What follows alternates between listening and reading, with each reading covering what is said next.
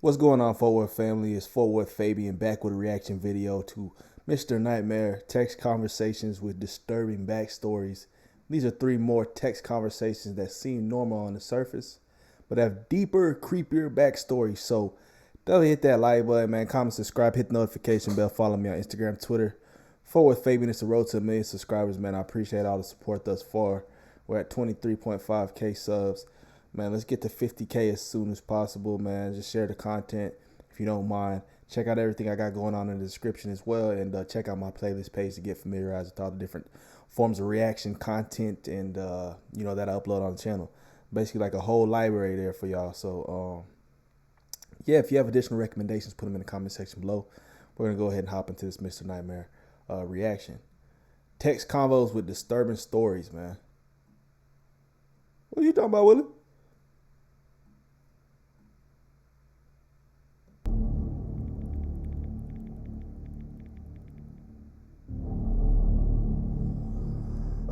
March 4th, 2022. These were the texts 21-year-old college student Gavin received after getting home from a night out with friends. Hey, is this Gavin? Yes, who's this? It's Alex. Where you at? Send your location. I'm at home. What happened to you? What number is this? I'm using my friend's phone. We're stranded at the bar. Can you call us an Uber to your house? What? Why don't you just do it? Dude, my app isn't working. Just figure it out. I don't even know what that means. Just send your address. Gavin was out with his friends Alex and Omar, and they were last with each other at a bar in Dallas called Parliament. The trio was getting ready to wrap up the night, but Alex stayed behind when he saw other friends at the bar. So Gavin and Omar went home, and about an hour passed with no contact between the three. That was when Gavin received the text from the random number, and as you see, they claimed to be Alex using his friend's phone. Alex had lost his phone, and he was using his friend's phone, who Gavin apparently had never met before. He was asking Gavin to call him an Uber, since according to him, it wasn't working on his phone. Gavin refuses, basically noting how silly that sounds, He said and it's tells him silly. to call his own. The conversation picks up here, where Alex agrees to apparently call his own Uber and asks for Gavin's address. Gavin stated that this was around the time he was becoming slightly suspicious, but he still gave his address. However, not without making a comment about how he should memorize his address by now. He says he cut him some slack due to the fact that he was drinking. Gavin asked him why he was using his friend's cell phone, to which he got a response that Alex lost his phone. He then lets them know that they're on their way, and when Gavin asks Alex if he knew his friend, he responds, "Nah, he's cool though." 10 minutes later, the number sends a text that truly starts to make the conversation suspicious. "Can we just come in through the front door when we get there?" As if asking Gavin to leave the door unlocked. It was at this The media wants us to believe that we're more divided That than boy we about are. to get robbed. It's time for conservatives, moderates, It's a sticker. moment that he started to question everything about the interaction from the unlocked.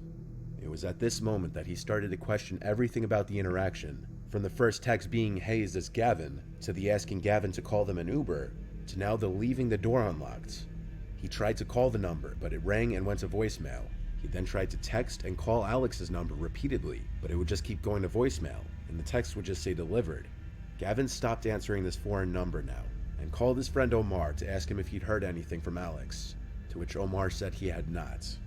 After reading Omar all of the texts, Omar agreed something was off. They looked to call the bar Parliament, but there was no number listed online to call. Around this time, the number texted Gavin again, saying, "We're here, open the door." Gavin went to his door and looked through the peephole of the door. There was no one in immediate view though, which maybe at first would have implied it was all a prank. But when there was a knock at the door, Gavin checked the peephole again. There was still no one on the other side. Reality of the situation was setting in now for Gavin, as this was no longer just texts on a screen. Someone was actually on the other side of his door. So he asks, "Who is this?" Straight to the point. They reply with simply, "LOL."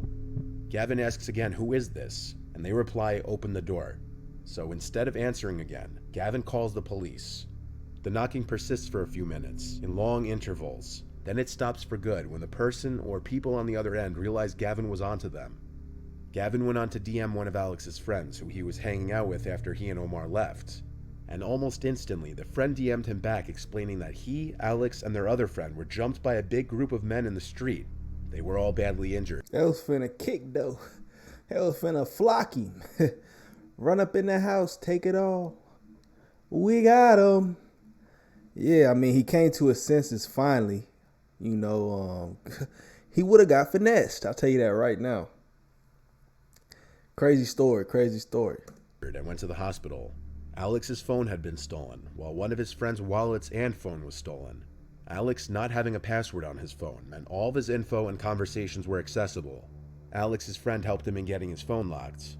The police report that Gavin would get from the police who came to his house would later help Alex in getting his service provider to replace his stolen phone for him. The lack of a password on the phone meant the thieves were able to gain information such as Alex and Gavin's conversation, where they would deduce that Gavin was home alone and an easy target. So if Gavin didn't catch on to the suspicious situation, he may have been opening his door to 2 or more people ready to attack him too and rob his house. The phone number that was being used to text Gavin turned out to be another stolen phone, therefore didn't help in finding the thief. The case regarding finding the thieves and assaulters remains open. These texts were received by an anonymous viewer from his dad's ex-girlfriend, who will be named Kathy for the purpose of this recounting. The viewer will be called Rob. The reason Rob's dad ended things with Kathy was because of her increasingly erratic and delusional tendencies. Her mental health was declining for unknown reasons. Rob's dad was dating Kathy for about half a year, and Rob's grandparents both passed away during that time. Rob's dad wasn't very open at first about how Kathy would start acting all paranoid about his son's dead grandparents, about how she believed they placed a curse on her. Rob's dad cut ties with Kathy when the delusions got too ridiculous. Rob was left in the dark for the longest time about Kathy's delusions though, presumably out of embarrassment for having spent so much time with a supposed nutjob. It wasn't long after his father's breakup with Kathy that Rob would receive texts from her himself. When her attempts at reaching his father no longer worked, she clearly went to him instead. Kathy texted Rob, "Hello, sweetie, I need your help." Rob replied with, "What? What's up?" "Your father's parents put a curse on me. I need you to tell me the cemetery and plot number they were buried at." "What do you mean they put a curse on you?" "I keep hearing..." She's lost it. She's cuckoo for cuckoo puss, my G. Bruh. She's seeing and hearing things. That's odd. So my dad's ex-wife, or like what, his ex-girl starts texting me about voices she's hearing. I'm blocking her. Their voices and having bad premonitions. I know it sounds crazy, but I need it to stop. Of course, being told by somebody that they were hearing your dead grandparents' voices would be a clear indication that the person is completely unhinged. So Rob went to show his dad the texts. His dad laughed and told him to just ignore her. Rob says that instead of blocking her though, he just let her continue to text him to see how crazy her text would get. She followed up later that night with, "I need to exhume their grave. If you help me out, I will sleep with you. I know you've always checked me out whenever I was in your dad's house." Rob still didn't answer, and the next day, her text got a little more graphic. Rob showed these texts to his dad, and this time his dad was not amused. He called Kathy and screamed that he would be getting a restraining order if she didn't stop. When he hung up, she kept trying to call until he ended up blocking her number. That same night, while Rob's dad was asleep, Rob was still in his den watching a show when he heard the doorknob jiggling. He went to look through the glass atop the door and saw Kathy fiddling with a knife in the key slot of the doorknob. She looked up at him and through the glass and started pleading with him to let her in. Nah. Rob called for his dad. Hold on, gang. He ended up blocking her number. That same night, while Rob's dad was asleep, Rob was still in his den watching a show when he heard the doorknob jiggling. He went to look through the glass atop the door and saw Kathy fiddling with a knife in the key slot of the doorknob. She looked up at him and through the glass and started pleading with him to let her in. Rob called for his dad, and she started to scream no. When his dad came to the door, he screamed at her and then went to call the cops. Kathy would scream back constant obscenities and threats, waving her knife in the air. She didn't leave, and police arrived to her still at the door with knife in hand. Based on her coming to their house with a weapon and not leaving when asked, she was arrested, and Rob's dad filed for a restraining order against her. She's lost. Clearly, Kathy was more than just delusional and was starting to suffer from some sort of mental illness, such as paranoid disorder. This does not mean she wasn't a danger to others though, as well as herself, evident by the knife she brought to their house and attempting to break into their house. Luckily, no one was hurt.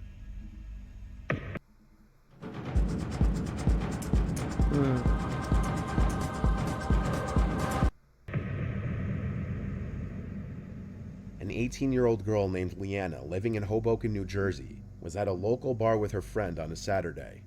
That's when she got a notification that someone was trying to send her a message on Instagram. Usually people disregard these message requests, as they're messages from people you don't follow back on Instagram. In a girl's shoes, those message requests are 9 times out of 10 men sending them flirtatious and often creepy messages. A lot of people don't ever check these messages, but sometimes when you get that notification that someone He's a sent you weirdo. message request, curiosity gets the better of you. In this case, Leanna opened the DM, and it was from some random account with no profile picture and no followers, asking her if she was at McSwiggin's, a local bar in Hoboken. Right away, this is No profile picture, no profile content whatsoever, but you still like considering the conversation. How does that make sense? Are you at McSwiggin's? Yes, I'm here. Who are you? Hey, like, what is you doing, bro? Why are you doing that? Confirming your location. Are you there and you have no clue who I am? Just please tell me who. Yes, I'm there. Are you meeting me? Get you. cause for alarm, of course, because this would be coming from someone who knew where she was at that exact moment. Someone intentionally using a fake Instagram account. Leanna follows with, "Yes, who's this?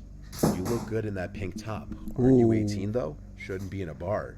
I won't tell anyone though. Who is this? Just a guy who thinks you're really attractive." By this point, Leanna assumes it's a prank by someone she knows, and asks who's messing with her. The person replies it's neither of the names she just mentioned. Upon Leanna asking for a selfie, the person replies, "Can't." The girls look around the bar for anybody that could be alone, mainly an older, predatory-looking man. They saw a few men that appeared to be alone sitting at the bar. None of them were eyeing the girls, though. That's when she says, "Okay, bye, we're leaving." Moderately uncomfortable, the two girls leave the crowded bar and start. You see what I'm saying? Like, she's giving too much context to what she's doing. Why are you giving all your information away? Yes, I'm at McSwiggin's. Hey, we're leaving right now. Like, walking. They go to another bar nearby, which is far less crowded than the first. They sit at the bar and order a few drinks, looking for young guys to talk to. And Leanna's phone vibrates again. They're she predators. gets another creepy message from the person. It said, "This is my favorite bar. Good choice." Leanna shows her friend the message, and then the two start looking around the bar for someone who could be sending the messages. And as if he was looking to be found out, Leanna saw a man sitting on the bar stool closest to the door, looking at her with a blank, wide-eyed expression. She says the best way she could describe his appearance was the killer from the movie The Lovely Bones. that boy weird. Mainly because of his glasses, hair, and mustache. They made extended eye contact, to the point that it seemed the man was outwardly trying to be creepy, making it obvious who he was. The girls asked the bartender for help. They showed him the DM she was getting and then pointed at the man, who, in response to being pointed at, started looking around the room, in any direction but towards the girls. The bartender went over and told the guy in a loud, commanding voice to leave the bar without question, threatening to kick his ass if he didn't leave the girls alone. The man left the establishment, surely feeling at least some sense of embarrassment, as anyone would. Leanna and her friends stayed at the bar for about half an hour, only to avoid running into the man outside. But Leanna says their mood to stay out was gone after that creepy encounter, and they just wanted to know who that was, or how he knew Leanna and where she was at that moment. Boy was When stalking. the girls left, they began walking home. They were on 2nd Street, a quiet one-way road, especially at the hour they were walking. They were being mindful of their surroundings, making sure they weren't being followed. But even when you think you're aware of your surroundings, the unexpected can always happen. Leanna and her friend heard running footsteps from behind them out of the blue, and there was no time to react before the man grabs Leanna with one arm around her face and mouth and the other around her waist. He picked her up as she tried to scream and fight, and of course her friend did the screaming for her and continued to hit at the man. The commotion caught the attention of people from around the corner, and a few people came to the scene. The man released his grip from the girl and walked away quickly. Nobody went after the man. The girls called the police there on the spot. Leanna showed the police the DMs, and 2 witnesses backed up their story as well. A police report was made and a case was opened to find the man in question. Leanna would speak to detectives at her home a few days later, who gathered all the information she could give. They would later use the surveillance footage from the 2 bars, but the police have not yet been able to match the man seen in the footage to anybody. As a precaution, she still has her Instagram disabled to this day. If someone is dedicated enough, they can find someone through their Instagram by keeping track of what places they go to in their pictures, what school they go to, and who they associate with. That's why it often is a good idea to keep your Instagram private. Instagram. boy, on social media apps and all that. Hey, that right there is Mr. Nightmare, man, with the disturbing backstories from text conversations. Let me know y'all's thoughts on that one. I don't got no weird stories like that. I'm not getting caught up in text conversations and doing dummy stuff. Um, I'm just playing. But yeah, those are some very odd stories.